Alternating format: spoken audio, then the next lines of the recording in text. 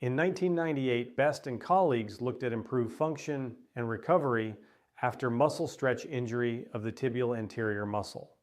They induced the injury in a rabbit and then gave 5 days of treatment with 95% oxygen at 2.5 atmospheres for 60 minutes. After 7 days, it was compared to a control group that did not receive hyperbaric treatments. They saw improvement in the hyperbaric treatment group. A 1996 study by Hapaniemi showed that hyperbaric oxygen therapy had positive effects for at least 48 hours after severe injury by raising ATP levels, indicating stimulation of aerobic oxidation in the mitochondria. This process increases the possibility of preserving muscle cell structure after injury. Mitochondria use the extra oxygen to create ATP for cellular repair and collagen synthesis. The extra energy allows the cells to repair and protect itself from further damage.